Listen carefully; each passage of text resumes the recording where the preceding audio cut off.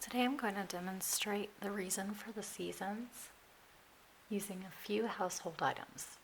You'll need a flashlight, a foam ball that you can buy at a craft store, a thumbtack, a piece of paper, and a wooden skewer for barbecuing that you can buy at a grocery store.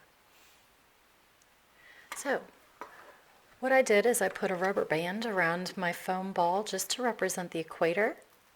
And then I also drew a small map just to give me some kind of reference.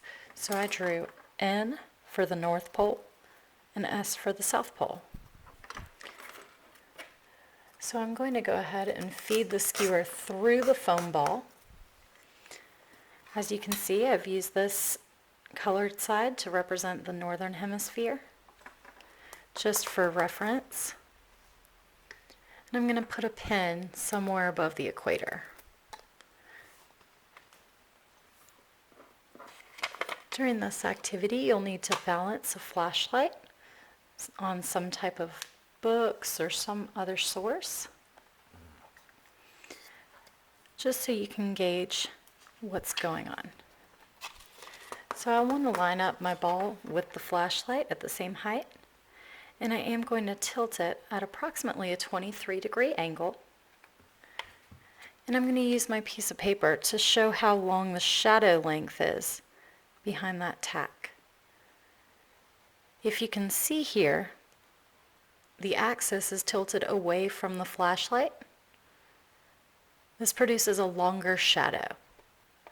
This season would be representative of winter, where the shadows are also going to cause more indirect sunlight, and it will be colder due to that.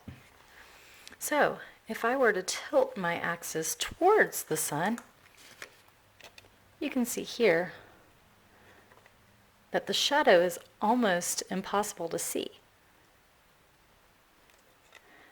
It's very short, shorter than the length of the pen. If I were to tilt it towards the side, which would represent spring or fall, the length of that shadow is right in between what it would be for summer or winter.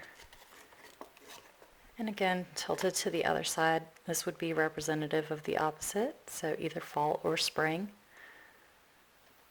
And we're keeping that 23-degree tilt